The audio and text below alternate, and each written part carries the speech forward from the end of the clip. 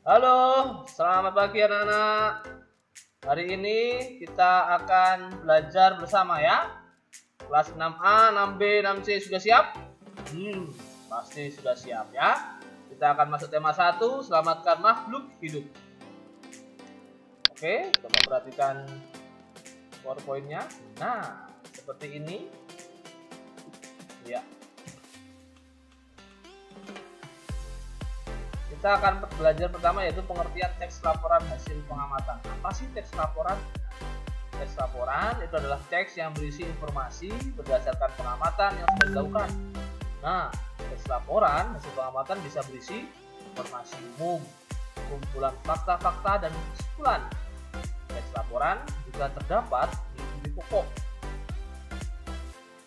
Yuk, perhatikan contoh berikut.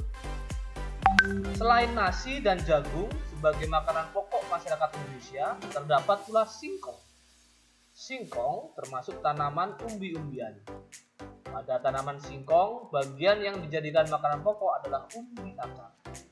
Nah, berdasarkan teks tadi, maka ide pokok paragraf tersebut adalah singkong sebagai salah satu makanan pokok masyarakat Indonesia. Sudah paham? Pak Cai harap kalian sudah paham ya. Next, selanjutnya kita akan belajar mengenai perkembangbiakan tumbuhan secara generatif. Apa sih perkembangbiakan generatif itu? Perkembangan generatif adalah perkembangbiakan yang terjadi melalui penuburan sel kelamin jantan dan sel kelamin betina. Alat perkembangbiakan tumbuhan adalah bunga.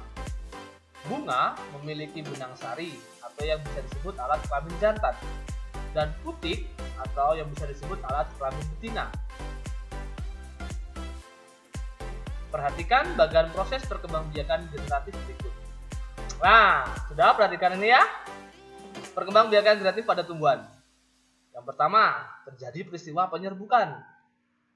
Nah, yang ini ya anak-anak, ya. Yaitu serbuk sari jatuh di kepala putik.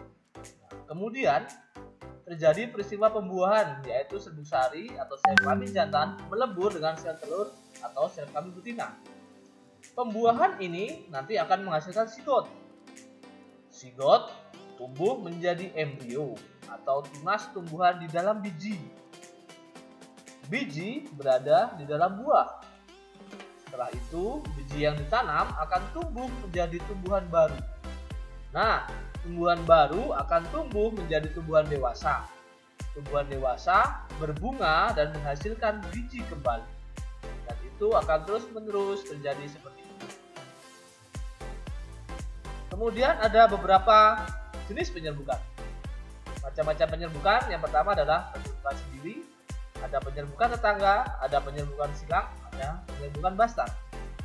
Penyerbukan sendiri adalah serbuk sari jatuh di kepala putik pada bunga yang sama. Ini adalah cirinya, anak-anak ya. Kemudian ciri dari penyerbukan tetangga adalah serbuk sari itu jatuh di kepala putik pada bunga yang masih satu tumbuhan.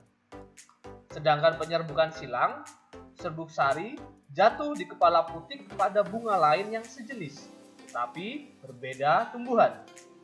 Sedangkan penyerbukan bastar adalah serbuk sari jatuh di kepala putik pada bunga yang berasal dari tumbuhan yang berbeda varietas.